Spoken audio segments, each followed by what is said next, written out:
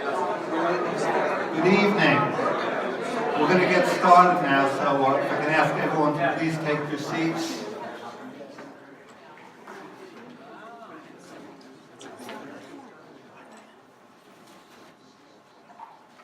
Welcome to the All in the Family program, co-sponsored by the Bethel Men's Club and Jewish Historical Society of Greater Hartford. I'm Dave Diamond. I'm co-president of the Men's Club, and I'm also on the programming committee and board of the Jewish Historical Society. And it's really been my privilege to work with both groups in helping to coordinate this program today. You know, there are so many Jewish-owned small businesses in the area, and so many have been around for multiple generations. And we are delighted to have three gentlemen who will be speaking about their businesses, which combined have been in the area for over 200 years. A long time. We had a long list of businesses. It was hard to, kind of narrow it down for our first program on the history of these businesses. So it'll be a very good program. I'm going to turn the mic over to Steve Rabb, who's also co-president of the Men's Club. Thank you, Dave, and welcome everyone to Bethel, especially to the Jewish Historical Society members. I'm just going to take a second and just review some of the Men's Club programs that we have coming up over the next couple of months. We have a very active Men's Club. On February 4th, on Sunday, we'll be participating in the FJMC Worldwide Wrap to Fill-In program, which will be followed by a breakfast and a Sulam program, which is our school. On Sunday, March 4th, we've got a breakfast program, and we'll be packaging yellow candles for the Yom HaShoah Remembrance Day. On April 2nd, we've got a breakfast program with a speaker, Glenn Rosenfeld, who is a member of Bethel and a physician who went to Haiti on a mission of help. He's going to talk about his experience. May 6th, we're going to have a field trip. We're going to be going to the JCC and have a breakfast and basketball tournament at Jonathan's Green. And on Thursday, May 10th, we'll have our annual Men's Club dinner sponsored by the Miller family. So those are our upcoming programs. Thank you. And back to you, Dave, or did I introduce you? Lance. It's 20 seconds. Hi, good evening, everybody. I'm Lance Goldberg. I'm the Vice President of the Jewish Historical Society. Thanks, everybody, for coming tonight. This is a wonderful crowd.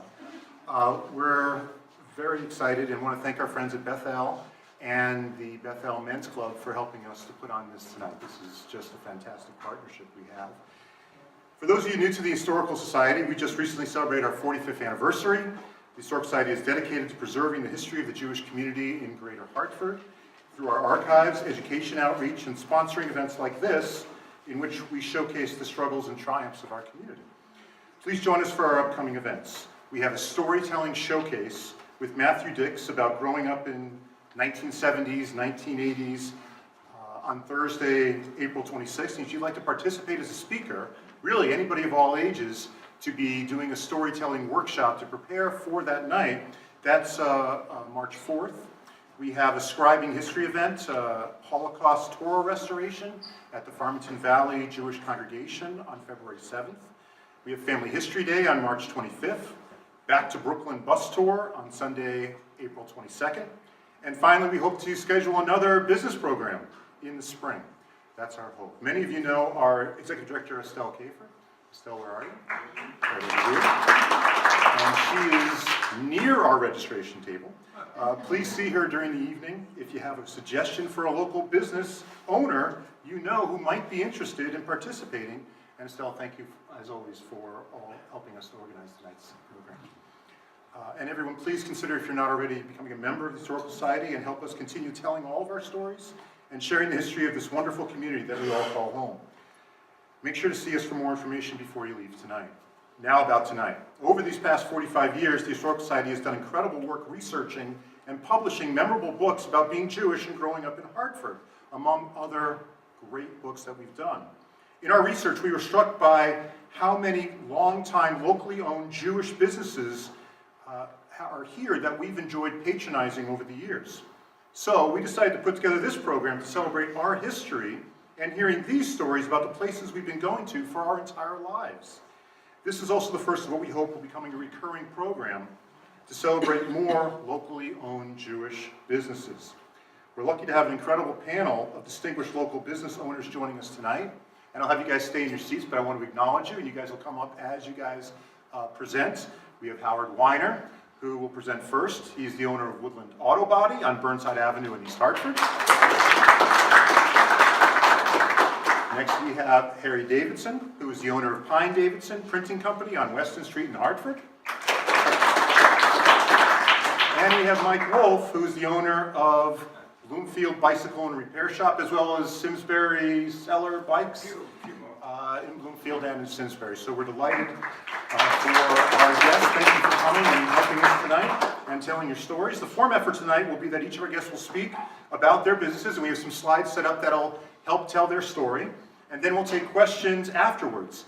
And in thinking about the questions that you might ask, well, we're also asking that you hold off. If you guys have stories about your local family business, like a lot of us do, talk to Estelle. We want you to come for another night. We want to have another program. So hold off on those kind of comments and questions, but think about the questions you want to ask our presenters tonight. So let's get this exciting evening started. Howard will speak first. Thank you again for coming tonight and supporting the preservation and history of our community. Howard, thank you.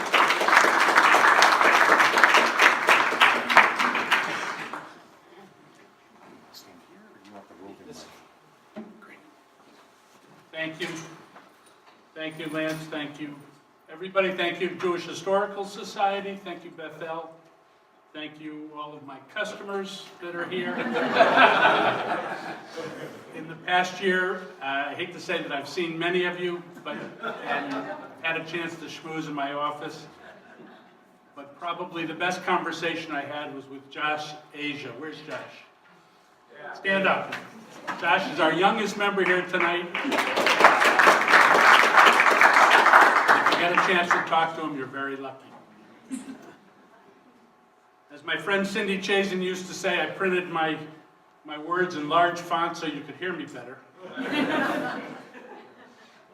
Woodland Truck Painting was founded in 1924 in the Burnside Avenue Woodland section of East Hartford. It's always been out there. People think that we're from Woodland Street in Hartford. No, we've always been in East Hartford. Solon Weiner got started. That's my dad. Solon got started in the auto business in about 1937. He had an uncle, A.I. Katz, and I think it was Abe, and a cousin, Sidney, that were in the automobile business. They had Katz Auto Body on Goodman Place in Hartford. I have no idea where that is or was. Solon was not qualified to do very much, but he was a great gopher. And after school, he would perform errands for them. He graduated high school in 1939, and he's proud to say he was at the bottom of his class. He had no other alternatives, so he went to work for his uncle and his cousin. It went okay. He did menial stuff, and he had a good time meeting people. The war broke out. He was sent to the European theater, and he had a very mediocre career in the military, highlighted by the fact that he got hit by shrapnel in his leg. And it was right about the time where everybody was going to the Battle of the Bulge, and he understood that that was not someplace he wanted to go. He would wake up at midnight and walk on his foot to make sure it would bleed. His whole company went to Battle of the Bulge, got wiped out, and Solon ended up in the motor pool where he learned a trade. So it worked out the best for everybody. When he came home, he expected a ticker tape parade. He walked into Katz Auto Body, and his uncle handed him the keys and said, "I haven't had a vacation in 2 years, it's all yours, bye." He walked out the door, and that's where he really learned the business. After a couple of years, he realized his uncle came back, his older cousin Sidney came back, and he realized he wasn't going anywhere. So he and his younger cousin Georgie, anybody know George? Shorty Katz? I don't know why they called him Shorty. He wasn't particularly short, and he wasn't particularly tall. Sometimes they call short people, tall. Had a wonderful orange handlebar mustache. He was a fun guy. He and Solon went over to East Hartford and they bought Al Redmare's Woodland Truck Painting Company. Lasted about a year.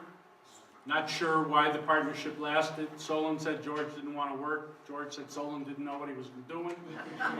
For the sake of the Jewish Historical Society, I can tell you that George Katz moved his business to the corner of Farmington Avenue and Prospect Avenue in Hartford, in a little garage sandwiched between Friedman floor covering and the Sunoco station on the corner. And for years he ran a little and made enough money to do what he needed to do. Solon continued with the truck painting business, expanded it, and ultimately painted probably 75% of all the oil trucks in southern New England. It was a great business. There weren't too many people that did it, and Solon figured out his little niche. Everything was fine until the oil embargo in 1973, at which point there was no product coming into the United States. The large oil companies decided there was no reason for them to paint their distributors' trucks, so they stopped painting trucks. Overnight, Solon lost 50% of his business. Followed a couple of weeks later by Pratt & Whitney, who was probably 25% of his business, announcing that they had to get into affirmative action, and they needed to find some minority businesses, and there weren't too many that produced jet engines, but there were a few that did auto body work, so that was the end of that. So within about a two-month period, Solon lost 75% of his business. He had to start over. He didn't quite know what to do. Solon was a wonderful guy. He didn't know a lot, but he knew what he didn't know. And he knew that he needed to get some professional help. And he turned to, his doctor was Norman Mann, who took good care of him. In spite of, Solon had a couple of heart attacks and a couple of bypass surgeries, but Norman was there and hovered over him. He made a friendship with Al Rosenthal, and I'm not sure where that friendship came from, but Al and Yudi helped him get going with his business. They changed the name to Woodland Auto Body. Marshall came a little bit later. Nice to have you, Marshall. And I never understood. They used to go to see, my father used to go to the accountants every Friday afternoon. And I couldn't quite understand. It never made sense to me. Because accountants are right up there. They're, what do they call accountants? Actuaries without the sense of humor.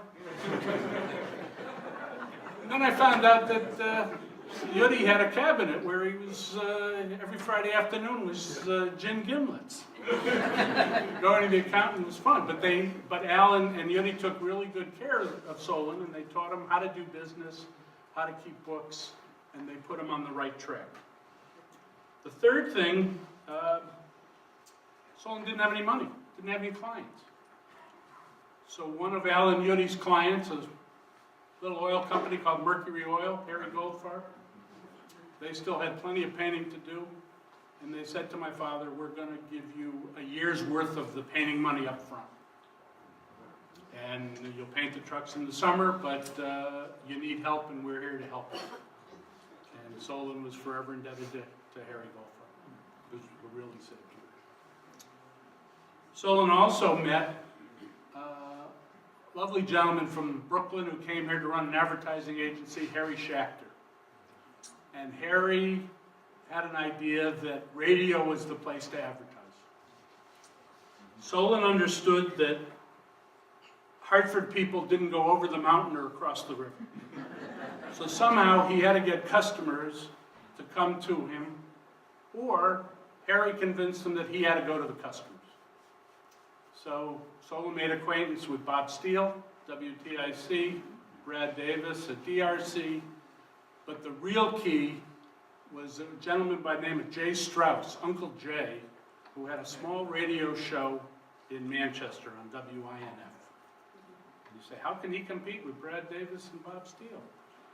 Well, he came up with the best advertising campaign that Woodland ever had. And he made up a big diploma from Carr University, and he called Solon the doctor of auto body repair, DABR.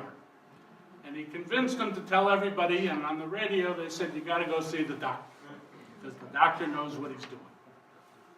Solon didn't quite know what he was doing, but he went to Norm and he says, you got an old stethoscope? And Norm said, yeah, I got a bill from him. And he went to his friend Ralph Seltzer at the Crown. He says, you got a butcher's coat? Looks like a lab coat. Gave him a butcher's coat, and Solon for about 5 years walked around in a butcher's coat with his stethoscope. And that's where he got his business, and that's how he convinced people that he knew what he was doing. He was the doctor of auto body repairs. To this day, I still have people come in and ask to come see the doctor.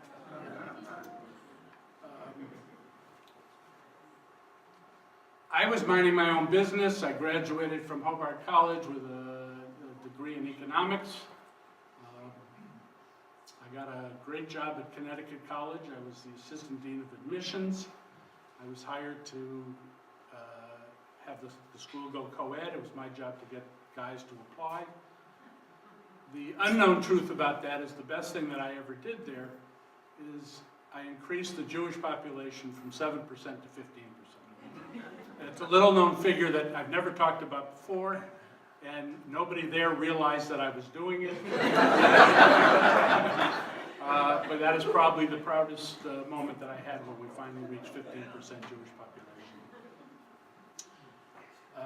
I was making $12,250 a year, but I was saving $5,000 a year because I was eating all my meals on campus, and I had campus housing for $20 a month.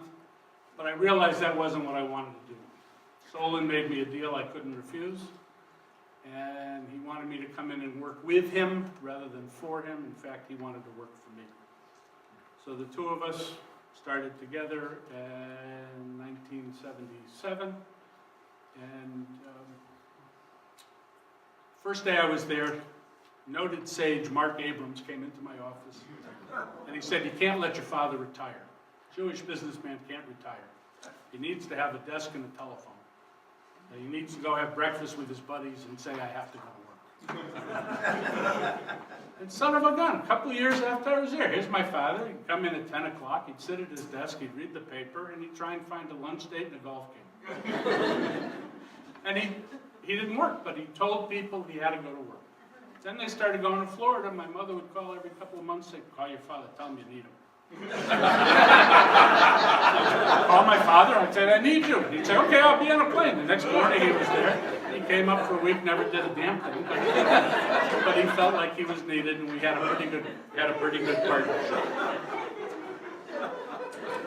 Together, using old-fashioned Yiddishkeit, we grew the business. Now, there's not a lot written in the Torah about running an auto body repair shop, but it does teach you how to treat your fellow man. And we like to think that we had a little tzedakah, a little tikkun olam, a little gemilut chasadim. We did the right things, and people trusted us. And part of our success has been that people trusted us in a business where people don't trust anybody. I have probably the largest Rolodex of garage codes, and people say, yeah, take my car. Which leads me, everybody wants to hear stories. I have two great stories. The first one involved, I don't usually give names, but it involves, I got a call from Lou Green. Lou's a lawyer in town. He said, I had a little accident. Somebody hit me the other day. I'm leaving Sunday to go out of town. Do me a favor, I'm gonna leave my new Mercedes in my garage. Leave the garage door open, the key will be in the center console, pick it up, call the guy, get the money, fix it, and bring it back. Okay, no big deal. I didn't remember where Lou Green lived, and I knew he just moved to Bloomfield. So I said to my able assistant, Patty, who really needs credit for everything that I do, because she makes it happen. I said, Patty, give me a ride to Lou Green's house. She's where do you live? I said, I don't know, I think he lives at Schuyler in Bloomfield. I said, okay, so we go to Bloomfield, we drive up Schuyler Lane, we take a left, and son of a gun, there in the first house is a brand new white Mercedes. Go in, the keys are in the center console, take it home, no problem. A couple hours later, we're going to the movies, and Patty says, go ahead, I'll be outside in a minute. So I go outside and I'm looking at this car and trying to find the damage. Can't find it.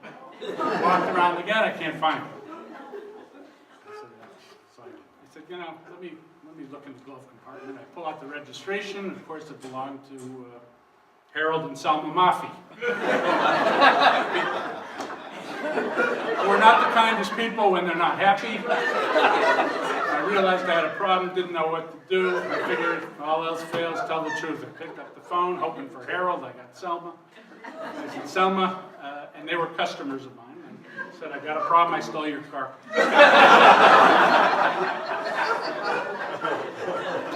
Selma said, what are you talking about? Hold on. I could hear her put the phone down. I could hear the garage door open. I could hear her come back and say, you did. She says, well, it better have every ounce of gas in it, and you better bring it back right now. I said, okay.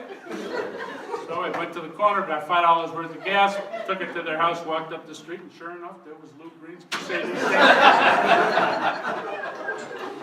A funnier story for me, but not necessarily for other people. One day I was fixing a car for a lovely gentleman named Leonard Holtz from the Hebrew Funeral Association. And Leonard had a big Sprinter van, and somebody had hit him. It was not his fault. And I got a rental car for him. We made arrangements. I got done fixing the car, and I called him up and said, it's done. He said, do me a favor. Can you bring it to your house, and I'll swap cars with you? I said, sure, no problem. I bring the car home. 4 o'clock, Leonard comes in. He says, all right, I have this platform I got to move. I got this, I got the gurney, I got blah, blah. He says, give me an hour. Just go inside, do something, come back in an hour. Okay, so I go inside. About 45 minutes later, I hear her shrieking, and I look in the driveway, and there's Patty driving up as Leonard has the gurney, and he's transferring it, walking up my driveway.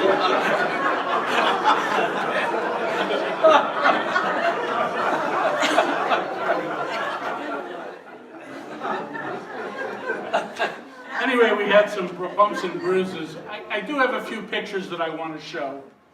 And when I went through, I realized how many pictures I have of old Jewish businesses that are not in business anymore. This is an original picture right after the name was changed to Woodland Auto Body. The Amico station was where my office is now. And Harry Fisher owned a little mobile business. Next. State vending, Abe Glassman. Anybody know Abe Glassman? He's still a state marshal to this day. Does a wonderful job. Had a great business. Next. Park Trucking, the Rothstein boys on Park Avenue in East Hartford. Next. S. Vogel Sons, Elizabeth Park brand food products. There's Mark. Mark Tollefson, Frank Davis, King Coil Mattress. D&L. Next. Where's Buddy Jason? Jason Soda Systems. There's my cousin Milty Bear, Kenwood Ice Cream. The Blotners Mechanic Uniform Service. The Fines, Jimmy, Mike, Mel Fine, Acme Auto Supply. Peter Roth, Barney's Business Interior. Anybody remember Peter? Goldberg Brothers, Laurel Beef.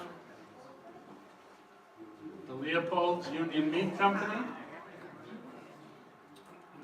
The Stalls, Gustav Fisher. Bobby Halpern. Anybody remember Bobby Halpern? TLC ended up, conglomeration, they ended up buying Automatic Comfort from Louis Sheketoff. Anybody remember Automatic Louis? Sure. Next. Capital Tire Ballads. Next. Irwin Singer, the other Irwin Singer. Wonderful friend of my father's in the Kiwanis Club with him. Next. His manager went on to buy General Oil from Harold Rubin. Anybody remember Harold Rubin? And they ran a very successful business. The Lasso boys from Manchester. Deitches and Kasdan Fuel. Billy Deitch and my father ran the cemetery committee at the Emmanuel for about 20 years together. Billy Deitch was a good friend. And there's an old mercury oil from the goat farms. We're done. Anyway, I thank, as I said, I thank my customers and my friends for being here. I thank Bethel, Jewish Historical Society, Patty, and thanks to all the lousy drivers out there.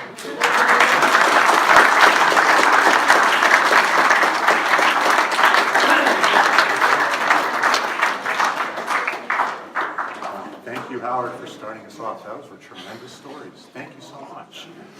So let's keep it going, and let's invite Harry up to talk about Pine Davidson. Harry Davidson.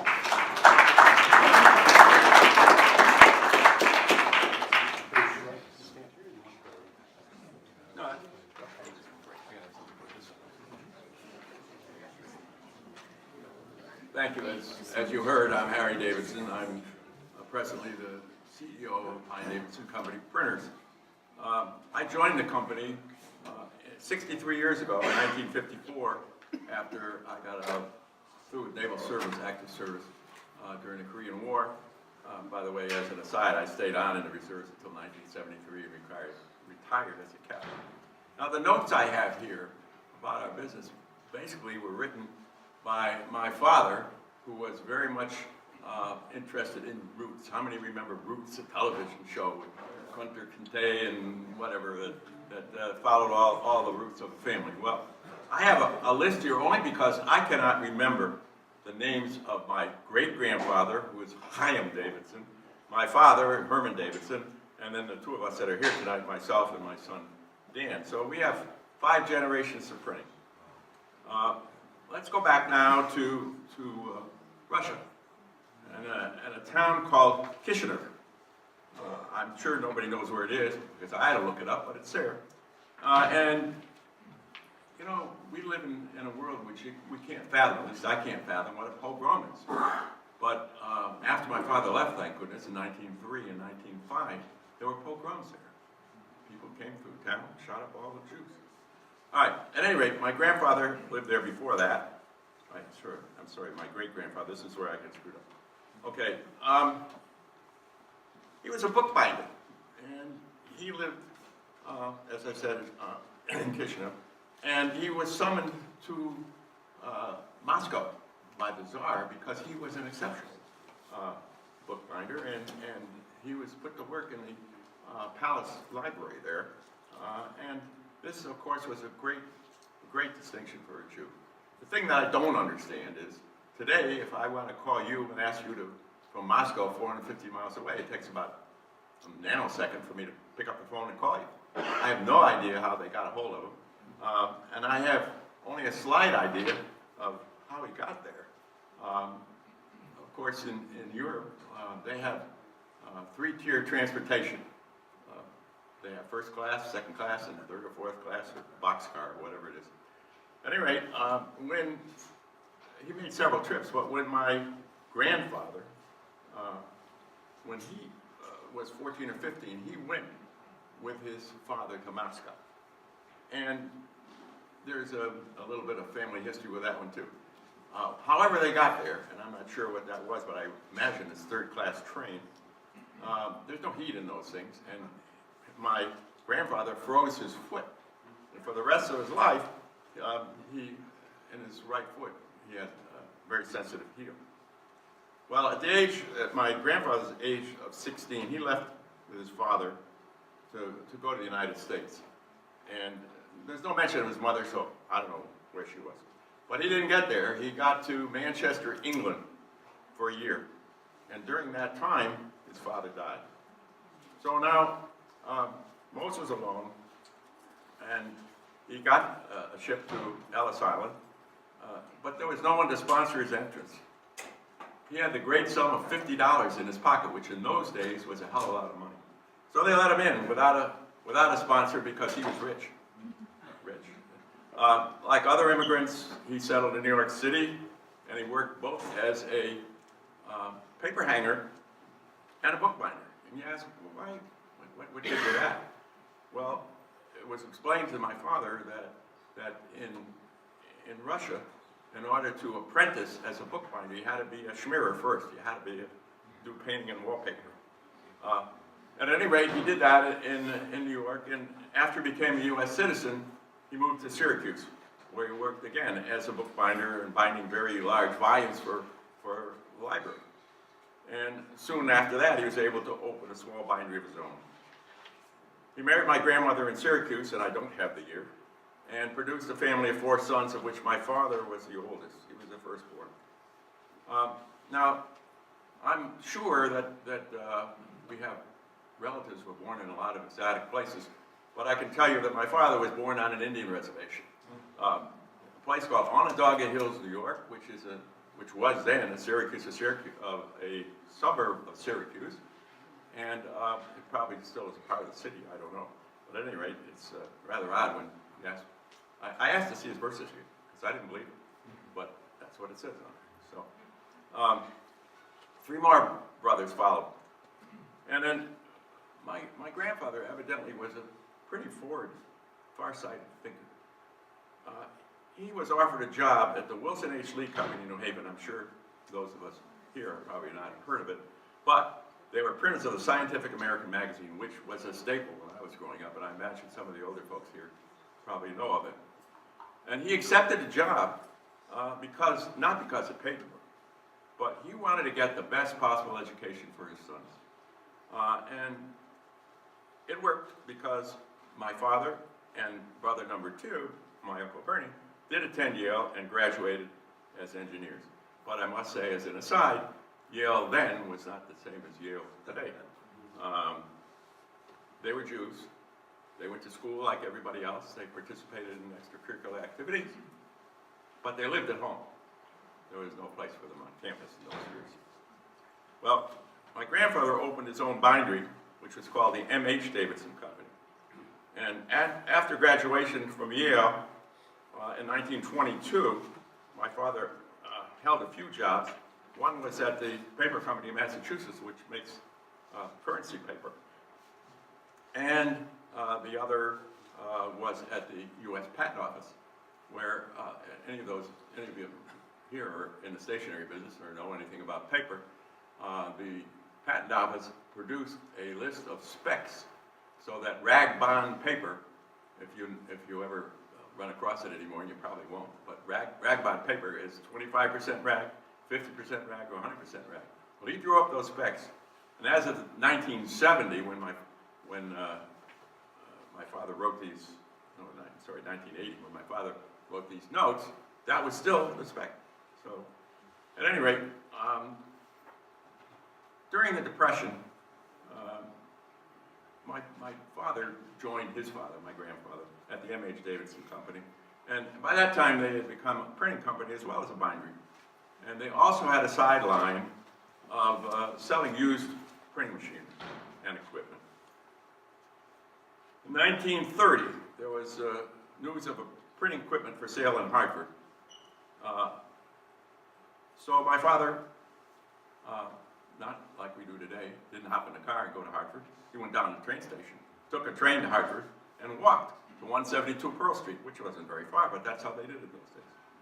In that building were Ace Printery, Sam Flaxman, Henry Joseph Printers, Joseph Merritt, Hartford engraver, and Louis Sheketoff of American Coal. Somebody, Howard asked if we knew the next generation, but Louis was then with American Coal in our building on the ground floor. My father, he also was a forward thinker, and although the Pine Printery, which is the operation you went to see, was not in business, and nobody knows what happened to Mr. Pine because my father did not have it in his notes. I don't know where he got his information from, as a matter of fact. At any rate, my father went back to my grandfather and he said, I think I can make an operating business out of this. Everything was in place just as if someone had walked and left the key and never came back. So he said to his grandfather he wanted to buy the whole shebang. My grandfather said, sure. So that is how Pine Davidson Company started. And that was right in the heart of the Depression, obviously. And that's also, as an aside, that's also how I started in 1930. Now, so much for ancient history. In 1955 or 56, there was a disagreement with the building's owner at 172 Pearl Street, which was Hartford Fire Insurance. My father needed various improvements. It was very difficult. There was no passenger elevator, and the freight elevator was very good at stopping between floors, but it was never stopped in the right place. So the Hartford Fire refused to do anything about it. I think they knew that City Place was going to be there, and they weren't going to put any more money in it. So they never told him that. As a matter of fact, they told him, if you don't like it here, you can move.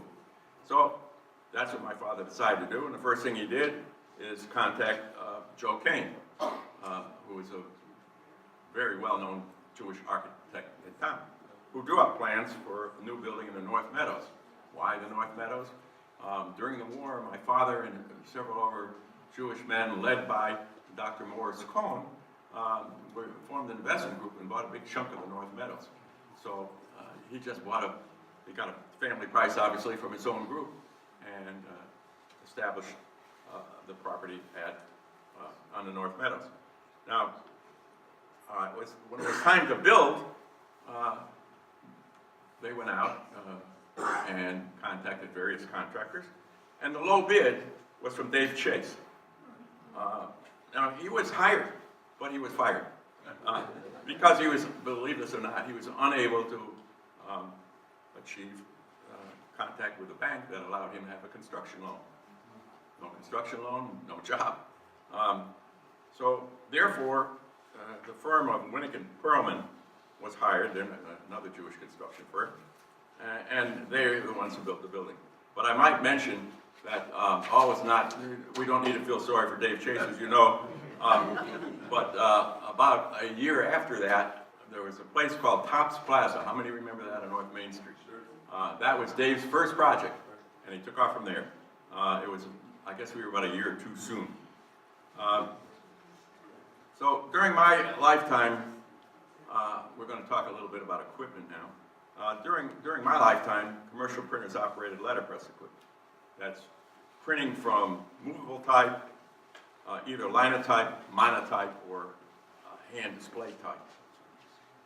In 1941, my dad commuted during the summer to Manhattan to study offset lithography. And actually, lithography is really not a good name, because it's, to those of us who are artists, and I'm not one, a lithograph is made out of stone. But they did call it offset lithography, and they do to this day call it that. This process prints from a smooth plate, which has an image burned into a photograph emulsion. It's like a piece of film. Only in order to burn it, we call it burning the place, was in front of a very, very high voltage light. Now the plate comes out with a positive image. You can read it, just like this piece of paper. And it's then hung on a press, and two rollers are attached to it, or are attached to the press. And one of them rolls over the image, the photographic image, and sticks. Now, if the plate were dry, it would stick to the whole plate. But there's another roller that has water on it. So if you got the right balance between water and ink, we get the image with ink on it, and the rest of the plate blank.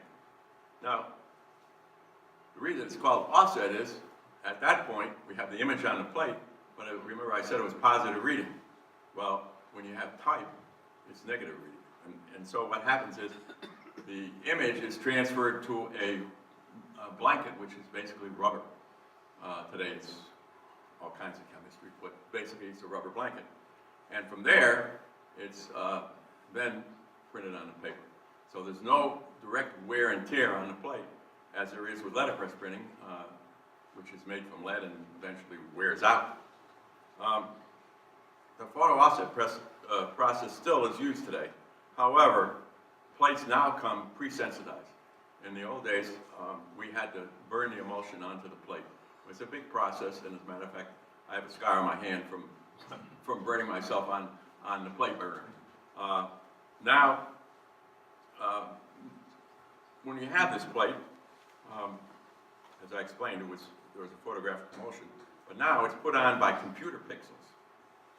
And I don't know how they get so damn many pixels in the same place so fast, but that's how it works today. And all these pixels, it's computer generated. It goes directly from the computer to another computer that runs a plate setter, and voila, in a matter of a minute or two, you have a plate. Now, new printing processes they're coming on board all the time. But the most common one, we've already talked about letterpress and photo offset. Now let's talk about digital, because digital is a buzzword today. Although the process begins just like photo offset. There are no plates involved, zip, none. And the pixels are applied, instead of onto a plate, electrostatically to the paper being printed, and the inks are heat set. So if you rub your hand over a piece of digital printing, it's dry, which is not the same as the way letterpress is or offset is run. Now that you know how we do it, let me tell you what we print. Our smaller size jobs, business cards, short run forms, letterheads, they're usually run digitally. However, 98% really of our work is, well, large sheet. Direct mail, 4-color view books, perfect bound books, maps, catalogs, whatever. And it's printed offset on a large sheet. Our biggest customers are universities and colleges, nonprofit organizations, professional societies, senior living institutions, and everybody else that needs high-quality work delivered on time at a fair price. Our offset work is produced on 2 Heidelberg 5-color 40-inch presses, one of which is perfector, which means that it prints on both sides of the paper in one pass through the press. While there's no secret that many printers are disappearing from the scene, we're not a healthy industry. Those of us who are left are competing for the work that hasn't gone away because of the internet, quick printers, or shrinking budgets. Well, that pretty much tells it like it is. I just would like to introduce my son, who's sitting right over here, and he is the heir apparent. He joined me after 5 years of military service as an Army Green Beret back in 1985, and he'll be taking over completely when I decide to retire or get carried out feet first. I want to thank the Historical Society for asking me to do this. As most of you know, and if you don't, you do now, because I'm going to tell you that a lot of the books that are printed by the Historical Society came from the Pine-Davidson Company. And the book I should give a nod to Howard, too, because we do a lot of work for the Federation as well.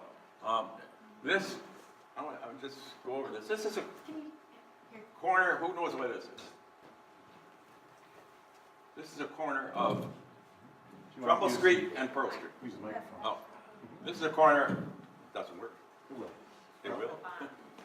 Make sure. You gotta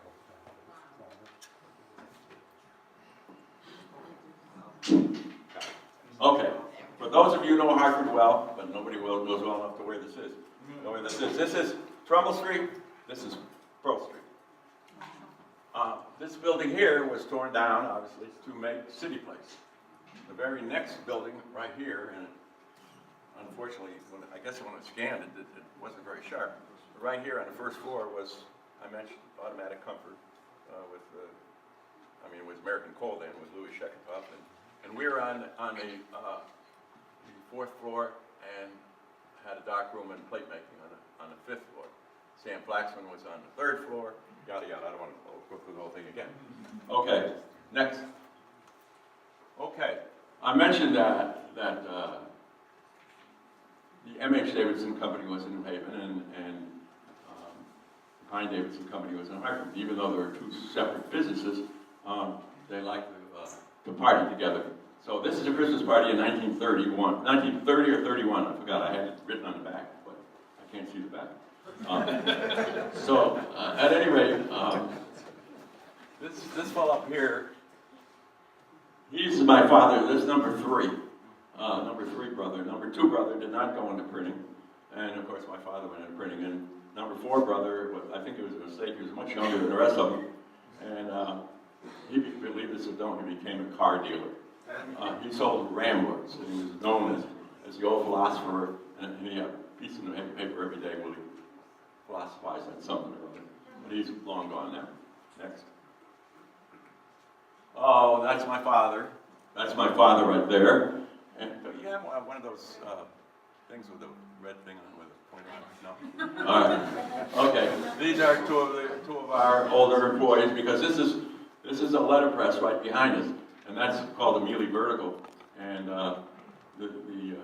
printed from raised type because we, as I said in the beginning, we were a letterpress shop until 1941. Next. Okay. I don't need to show all of these. That's the only reason I'm here. Okay. Camera. We don't have it anymore. You don't use it anymore. There's me with the hat on. Go. He's doing playmaker. Go. I don't know why these were all scanned by, I don't know where you got them from. Next. I don't think there's anything. Oh, this is something significant. That's me. That's very significant. But also, I don't know how many of you enjoyed employment at one time or another from Beatrice Fox Auerbach. But we printed the house organ for G. Fox and Company. It was called The Go-Getter. And that's a picture of me reading it, and I thought, that's a pretty good picture of me, and I wanted to, that's another Jewish organization we had something to do with. We were a little smaller, however. Next. Okay, I mentioned, this thing's not focused. Can you focus it over? I don't know. It's something with how the projector is. Okay, Yeah. never mind. All right. This is how we got our start in the North Meadows. And next. That's what it looks like now. Well, it doesn't even look like that now because all the shrubbery hasn't been planted yet. But that's a building at 237 Weston Street. Next. Oh, those two guys. I just introduced one of them over here, and I'm the other one here. At that time, we both had hair, or I had half hair. He doesn't have very much, and I don't have any. Next. That was in 1985, by the way. This is a bindery machine. Now, that's something that hasn't changed. We still fold paper. The machines look more modern, but they do the same thing. Next. That's a Swedish press that we had and a long time employee. Next. That's a folding machine. That's a typesetter. We don't do typesetting anymore because when people come to us with jobs, they've already set it on their own computer. And they bring us a disk. It's all set, ready to go. Well, not ready to go. Then we have to put it in proper position and maybe tweak the photos and things like that. But we don't do typesetting, other than a few, if we have to do some corrections, we do that. Go. I think that was the last one. Good. Thank you. I really enjoyed it, and I want to thank Michelle for putting me second or third on the list, however I was, I don't know. But anyway, thank you. Thank you very much. Thank you very much. This is fantastic. And our last speaker is Mike Wolf. You want to use this from Bloomfield Bicycle Shop. And then we'll have questions afterwards. So thank you again. I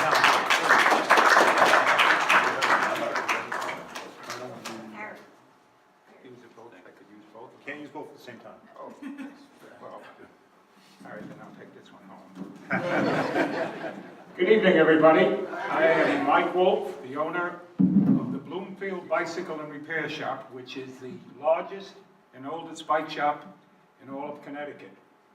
And not only is it the oldest and largest bike shop, but it is the best looking owner and the most charming and debonair of all bike shop owners in the state, which all of you, I'm sure, could pick it up right away by just seeing who is in front of you.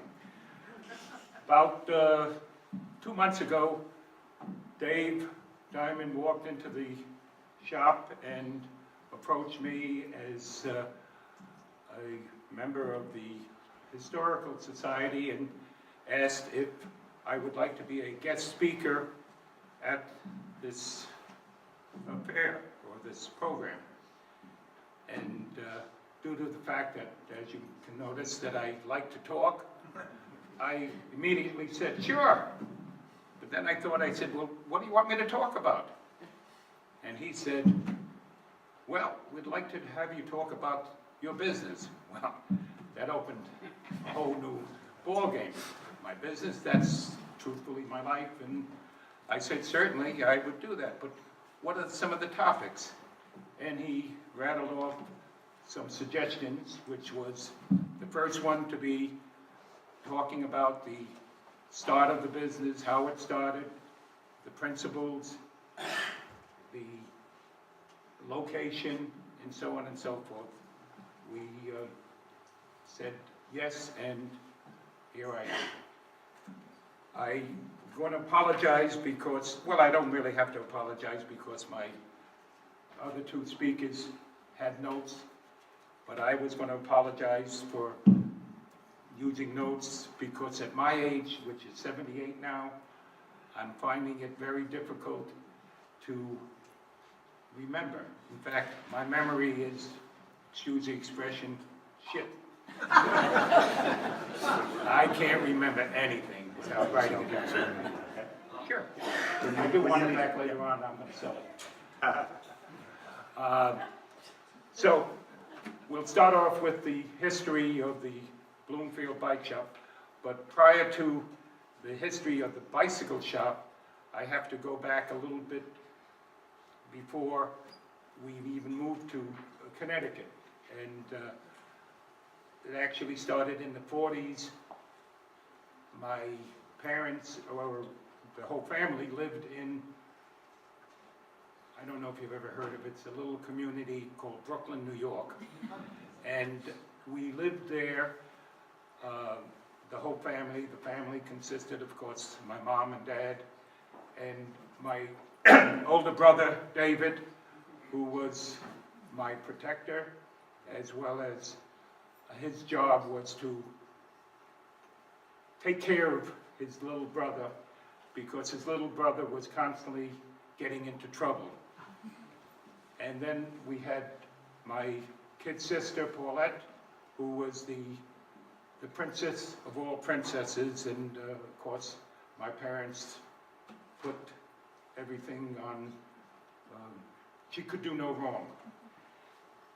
And then, me, which my parents would use the expression sometimes, well, he's the troubled son, the one that causes problems, more or less the problem sons. In fact, many times I remember that when the question came up that who is this young, little chubby fat kid that would run around and be a nuisance, my parents would sometimes not even admit to it. They were not crazy about that. Anyway, at that time, my dad was approached by a friend of his to become a partner in a business that he was going to be opening in Hartford, Connecticut. And after a while, my parents decided that, hey, this might be a good opportunity, and they sold their house, packed us up, and off we went to Connecticut. And while we were in Connecticut, or when we first got here, my parents rented a building, actually a place to live. They rented a farm, well, we had moved into a farm community, and they had barns and the whole works in this little, this house. It wasn't a little house. And that's where we lived. And it was a town that had approximately, a small town, 18,000 people, with a population, a Jewish population of probably less than 1%. And the town was Bloomfield. Of course, now the town has grown to where there was no synagogues in Bloomfield at that time. There are now 3, and heavens knows that there are many, many, many Jews in the town of Bloomfield. Anyway, my dad worked in this business, the partnership, and it was working out fairly well, but there was an old saying that I remember hearing, that if you want to have a good business or profitable business, or better still, a successful business, you don't go into business with friends. And to that point, my dad and his friend that took him into the partnership, after a year or so, it broke up, as well as their friendship. Well, Dad was not one to sit around moping. He immediately went out and got a job. And the job was a very interesting job, very difficult job in those days. He worked for Ace Vacuum Cleaners. And Ace Vacuum Cleaners put him on the road as a door-to-door salesman. Okay, my dad would take any job because he was that type of guy. Didn't bother him, and he did a good job. And his territory was the immediate world. He would travel all throughout Connecticut, and on his trips through different towns, he would run into especially on the garbage days, he would see bicycles being thrown out, broken bicycles. Or in some cases, people just cleaning up their attics, their garages, or their barns, or whatever it was, and they would throw them out. My dad would stop by, get permission from the people that were throwing it out to see if he can take these bikes. And of course they said, sure, they were throwing it out anyway. And he would bring them home, and at that point, start working on them. He brought my brother and myself into the barn where he worked, and he taught us the art of repairs and fixing up these bicycles. And of course, we fixed them up and cleaned them up and had them all spiffy, and we put them out in the front of the house with signs for sale, and the prices range from a high of $10, $12 to a low of $3, and that was the range that he would sell. Surprisingly, it turned out to be a good supplement to my father's income, because he wound up selling a lot of these bicycles, and everything was going smooth. I mean, he had a job as a salesman and a job as a bicycle mechanic and retailer. Everything was great until one day we get notice from the Bloomfield Zoning Board. And they said, got a nice business here, but unfortunately you're zoned for residential. And residential, you're not allowed to sell and have a business. So we had to make a decision, or my dad had to make a decision. What is he going to do? Is he going to stay with the vacuum cleaner job, or open his own little shop? And there was no really thinking about it. He said, we're out of here with the insurance, with the vacuum cleaners. And we immediately, he gave notice to the, I don't know if he gave notice or just gave him back the vacuum cleaners and left. But he started looking around in Bloomfield, and which wasn't too difficult, because on Mountain Avenue in Bloomfield, there was a old wooden building that at one time was a hardware store. And again, being in a farming community, they would be selling a lot of the farm equipment, and that's where they sold it, from this building. At the time that we found it, it had, the landlord had subdivided it to having 3 or 4 other stores in this big building. And there was one empty, which my father at that time negotiated and took over the empty store. The rent for this store was, and I know you're gonna say it was an awful lot of money at that time, but he paid $70 a month rent. Now, I don't want you to feel that we really got taken, because my dad was a great negotiator, and he had the landlord include all the utilities and the property taxes. All of this for $70 a month.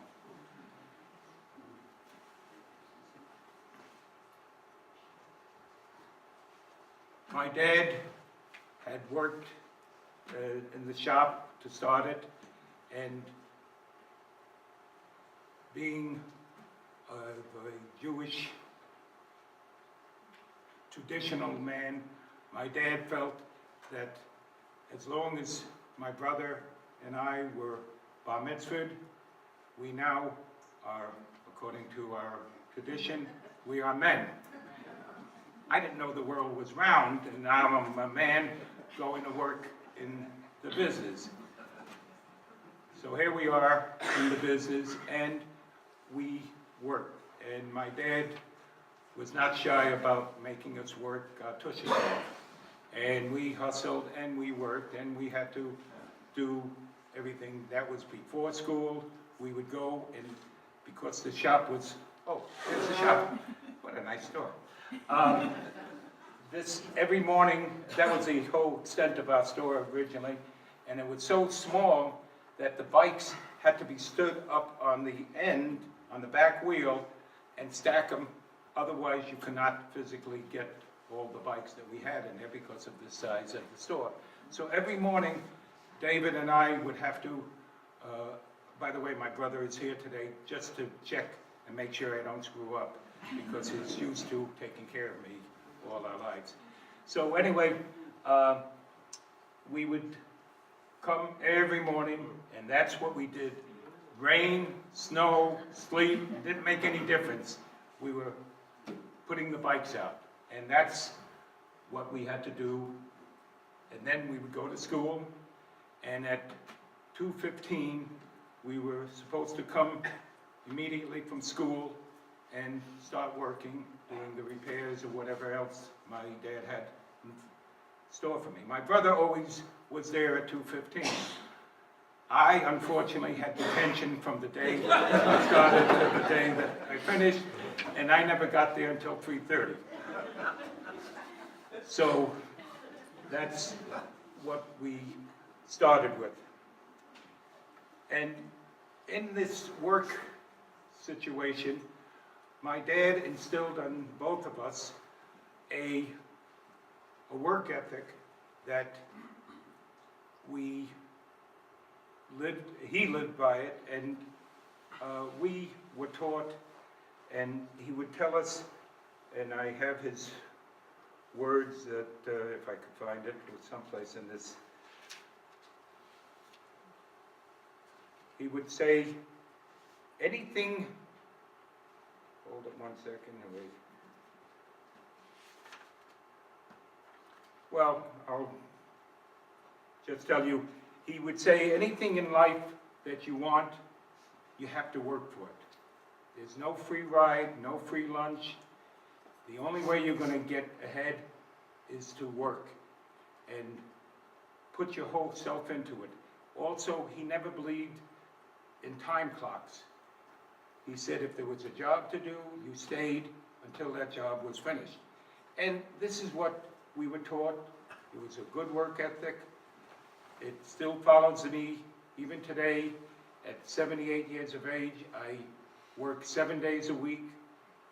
I put in 70 plus hours a week at the shop. That's of course in season. In the off season, I play a lot, but the fact is, this is how we were brought up, and we taught by my dad, who had this work ethic that was truthfully the best thing that ever happened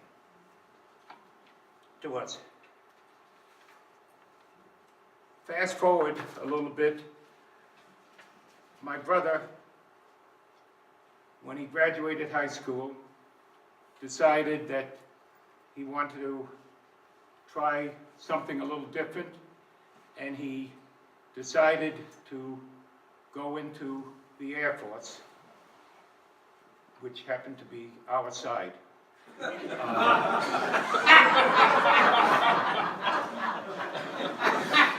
And he left my dad and myself as the two people to run the business.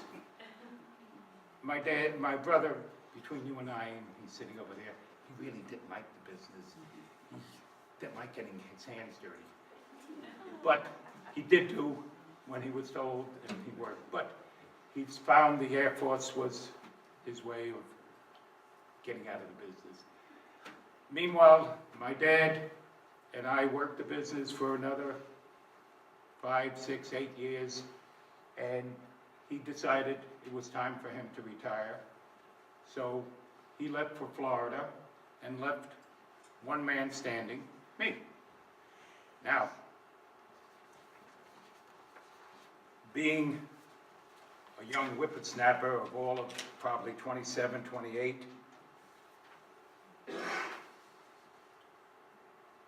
we decided, where's my notes here?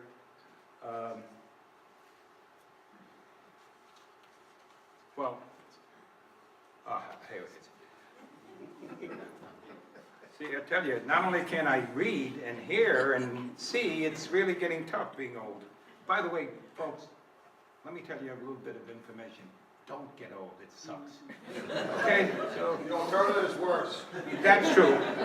But meanwhile, so here I am. We moved, my dad moves, David's away from the business, and I'm there. And at 27, 28, man, I'm thinking, my goodness, young guy like me, I could do anything. Big marker, you know. And I said, here I have this one store that I first started in. And by the way, I will tell you one thing which I forgot. As the people that were in this first store that we had, the 3 or 4 other people that were subdivided in that store, as they went out of business or retired, we took over, and ultimately that whole building on Mountain Avenue was the bike shop.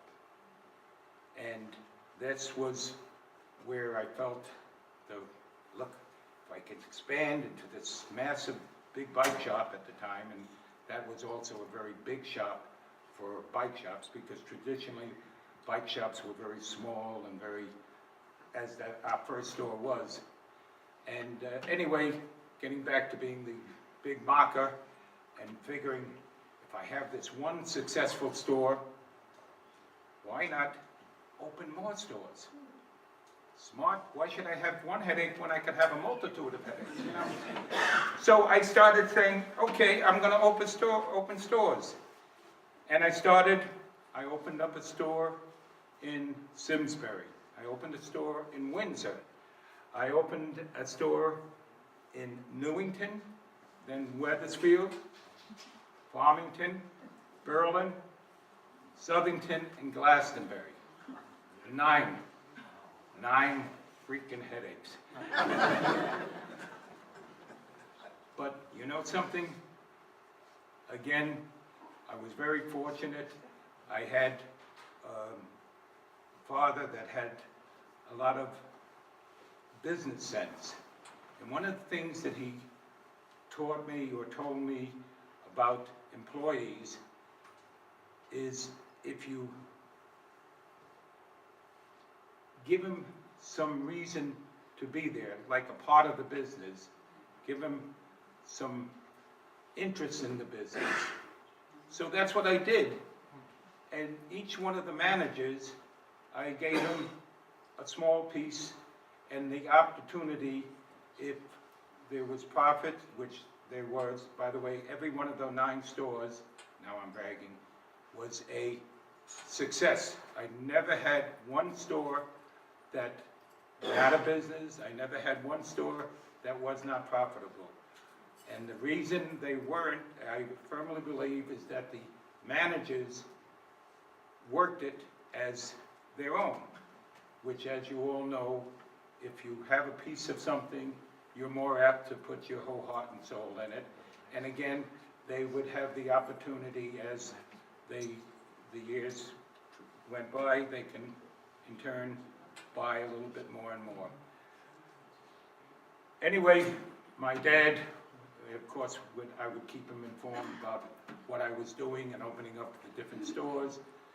And being in Florida, his one thing was to go out and brag to all the people sitting around the pool, and my mother would tell me, yeah, your father was out bragging about you. And he would go on and he would say, yeah, my big shot son with the chain of bicycle shops in Connecticut. By the way, it was my doing. I told him what to do, which in fact he did, but he didn't expect it that fast. Anyway, we had, as I said, the success of these 9 stores, and every one of them have been still up until the time of, oh, I'm getting the high sign that I better get moving. Yeah. Okay, we'll just move on. One of the other parts that we were supposed to talk about was something about the trials and tribulations about being a Jewish businessman. And I'm talking faster because I got a little bit more here. I want to get it all in. That's my dad in the middle. I'm over to the left, and David is to the right. And God, were we good looking. Anyway, the trials and tribulations about being a Jewish businessman. And I'm going to share a couple of stories. One was about an anti-Semitic story and it was only one in all the years of being in business that I ever ran into something like that. And the story was that there was a bicycle shop in Simsbury, and for whatever reason, this owner of this bicycle shop would badmouth the Bloomfield bike, would badmouth the owner of the shop, and when he would finish talking to whoever he was talking to, he would also say, and by the way, he's a Jew. And it got back to me because one particular incident, the couple that he was talking to, the wife was Jewish, the guy was an Italian, and of course the Italian name, so he figured he was safe. And she passed on that one story about this anti-Semitic. Well, I was so upset in the way he talked about me, I immediately opened up a store in Simsbury. And to that fact, I poured all my energies to be the best. And within 2.5 years later, gone. That was the only anti-Semitic story or anything remotely. Otherwise, Bloomfield was very good to us and was very non-trouble. And now I'm going to share a couple cute stories. First of all, one of the things, I'm talking fast as I can. Okay, one of the things that we did, which was pretty novel, we were the only people in Bloomfield that sold Christmas trees. Think about it. Jewish family selling Christmas trees. People would come up to me as they're buying, and they would ask questions about the pine versus the spruce. I didn't know pine from a spruce to a tree. But we mumbled along, and we said, "Yeah, this is the best one," and we sold the trees. And we had a great business until the Lions, Civitans, or whatever club took over for selling the trees, and we gave it up. One of the other stories, also around Christmas time, and this was a real funny thing. Christmas Eve, I send all my employees home, and I stay to close up the store. They go about 12 o'clock. They're all Gentiles that wanted to go home early, and I let them home. And we're ready to close up, after staying there, and a woman comes in, running into the store, and she says, "Oh, I am so glad you're here because I have to get a bike for my nephew, and you're the only one open. I went to 3 other bike shops and nobody was open." Boom, boom, boom. She comes in and I say, "Sure, we'll sell you the bike," and we sell her the bike, and her husband goes out to bring the car around and to load it up, and she says to me, "By the way, why are you here so late?" And I said, "Well, to be perfectly honest, this isn't our holiday. I'm Jewish, and we don't celebrate Christmas." And she looks at me and she says, "Well, what do Jews do on Christmas?" Now, you have to understand, this is a woman that looks fairly intelligent and whatnot. And I say to her, and I think, maybe she's pulling my leg. So I say, "Well, I don't know what the other Jewish businessmen do, but I know that I go home and I sit with my family around the fireplace and we count all the money that we made at Christmas." And just then her husband comes walking down the stairs and he says, she says to him, "Hey Bob, do you know what Jewish people do at Christmas Eve?" Anyway, that was the other story. And can I talk? Okay. All right. One other thing that... Last story. What? Last story. Last story? Oh, you're missing so much. You'll be sorry you... Okay. My dad, very frugal, because he had to be growing up, and he came from real tough beginnings. And everything that he would do was practical or a way to save money. For example, signage in a store. He would, if we had to put a sign on sale, he would take a piece of bicycle cardboard and rip it up and use crayon. It's for sale, cheap or price. He would never spend the money for a professional sign, except for this one time that my dad, being a very proud Jew, he decided to go out and spend money on a professional sign for the holidays. And it read, "Closed for our Jewish holidays." And he put this window, the size of this picture here, in the window. I mean, 2.5 miles away, driving, you could see that sign. And of course, he was very proud of the fact that it was, that he was Jewish. And now I have to shut up because, thanks very much. I enjoyed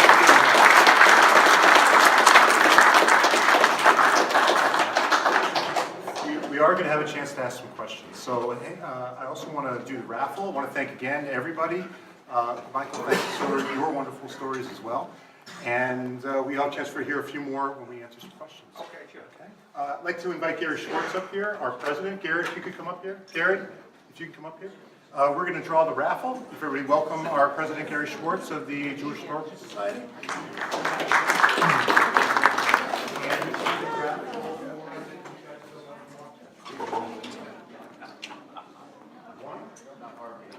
Estelle, one. 23 bicycles? No, it's 23 bike rides around home.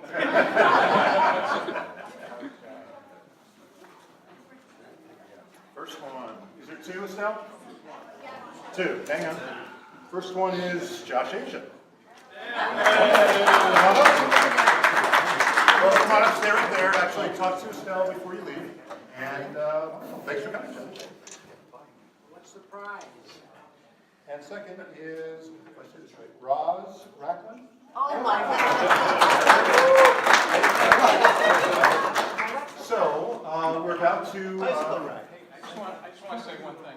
We have our president of the Federation here, and I want to acknowledge him. But I want to just say one thing that's very important. You know, it was wonderful that all you guys came out tonight to support these business owners. They and so many others here that supported them, like David Rosenthal's dad and Mark Seltzer with the Crown, and all of you, you have built what was this community, is this community, your philanthropy, support for synagogues, Hebrew Healthcare, which is now Hebrew Senior Care, your support for the JCC, that is really what we're celebrating. And we really are here to honor you, and I'm tired of hearing stories when people have passed. I think it's so important that all of you share stories for you and your families, what you've accomplished. And all of you that run businesses, you know how hard it is and how many challenges. And you should feel proud, and your families should really feel proud what you've accomplished, putting them through schools, helping them get started.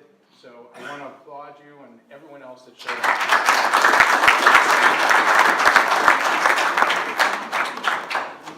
Thank you, Gary. And we want to invite our panelists to come up to the panel.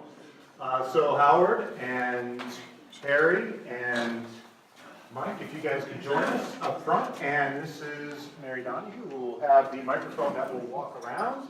So make sure you tell us your name before you ask your question. And we'll have a few minutes for questions. We know that other people want to chit-chat as well.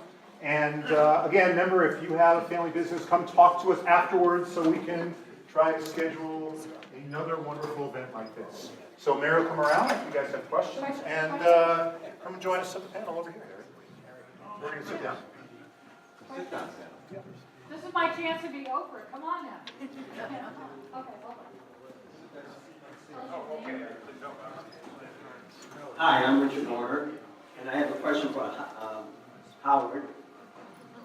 Can you see me, Howard? Yeah, there you are. Stand up. Stand up. Yeah, sit down for me. Okay, Howard, so I noticed in all those pictures of the various trucks and stuff, a lot of interesting designs. Did your father help design those trucks, or was it already set as to what he had to paint on the side of the truck? It's an interesting question. Yes, we did design work, and if you noticed some of the later ones, like Laurel Beef, we had huge fights with them trying to say, you're selling Laurel Beef. You're not selling beef, you're selling Laurel Beef. Make the Laurel bigger. The best story happened to me, and I got a visit one day from Jaime Paley, who owned Paley Hay Company in Portland. And Jaime said, I have about 15 trucks that I want to paint, and when can you paint them? I said, well, what are you painting? He said, well, this one's white, and this one's red, and this one's orange. And I said, well, Jaime, you really need to have a brand, and I was fresh out of some classes in business school. You need a brand, you need to sell. He thought about it, he says, no, that doesn't work. He says, we don't have any paperwork at our business. And when people call up for a bale of hay, we say, what color truck delivered to you last time? But yes, we did do some design work as well.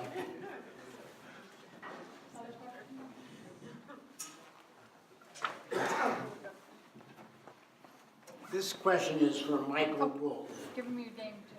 Art Nassau. You will remember, Mr. Wolf, in the 1960s when I was the attorney for the redevelopment agency in Bloomfield. And that little schmata store that was worth nothing, we ended up spending a fortune to move you. $36,240. Those count. And I will tell you where a Jewish cup came into play at that particular time. For those that don't know what the redevelopment committee was, I don't think they're still around, but they would come into an area and take over buildings that were dilapidated or needed a lot of work. And they would pay you to move your where you were to a new location. I went to the library and spent many, many days and nights reading about the rules and regulations, and I learned if you will call it, the tricks of redevelopment. for example, they would have to move the box. You would put your items in a box, you would put it on a truck, and you drive it over. But they never said that you have to put a certain amount of stuff in the truck. They never said that you have to make a truckload to move. So I took one box and I put one spoke in it, sealed it, and by the way, they paid you by the hour to seal, box, and everything. I put that in, I picked up the box, and I put the box, oh no, they all knew about this. I took the box, we drove the one box over, put it in the new store, which was only about 2 miles away. I would open up the box, take out, and by the way, there was after a while, they were catching on, they were spending so much money. In fact, at that time, I was the largest amount of money that the redevelopment ever spent to move a small business like this. I just want to say that 36,000 was not for the building. That was for your tool, your little screws. Each one, they paid me by the hour, and it was very good. Hard to top that one, but. Michael? Yeah, I'm Michael Fishman, actually on the board of the Historical Society, and just wanted to say it's great to hear all your stories. I'm glad we can document them forever and ever. You all talked about your fathers. I think that was wonderful. And Harry, we kind of know what the continuum is, but for the other two businesses, is there, Howard and Mike, a next generation, and will it go on forever?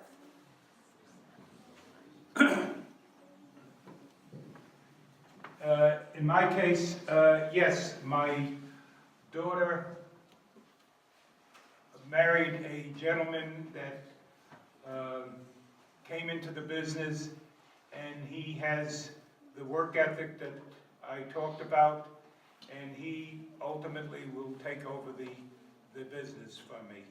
Not only was he extremely smart, because he was smart enough to pick my daughter to marry, and consequently he's going to wind up with a very large business. Howard. My kids, as of yet, have no desire.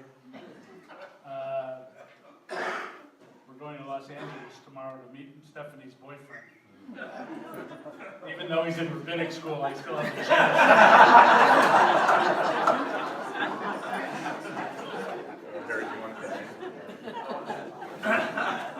Since nobody asked me a question, I want to ask Howard a question. We have a company truck. It is not painted, but it has a huge broadside on it, which is made by a computer on plastic and then shrink wrapped around the truck. Is this something you have to get into in order to compete today? We actually got out of the, back in the late 70s, we got out of the truck painting business completely. Oh, okay. Smart. And just went into the retail auto body business. Just doctors of auto body repair. Yes. Harry, I wanted to ask you a question. With the move you guys made from Pearl Street to Weston Street, what was that like? What was that experience like to go from downtown to going to the Meadows? Well, as I said earlier, the land that we were on was owned by a group that my father was a part of. So going down there was a no-brainer. Now, when we went down there was nothing down there. I used to take my kids to the drive-in movie with my son Dan, would put them in the car and take them to the drive-in movie down there because there was no civilization there. Actually, we were the second building on the street.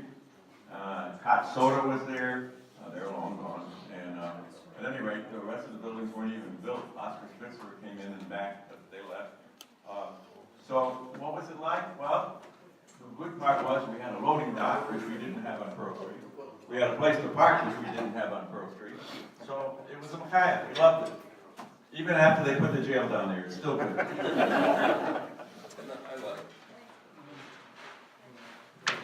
Well, we want to thank everybody for coming tonight. I'd like to thank Bethel. I'd like to thank David Diamond, who really did a lot of the work to put this whole thing together, and Steve Robin Men's Club, and Estelle and Gary, our participants, our audience. Thank you very much. Have a nice evening.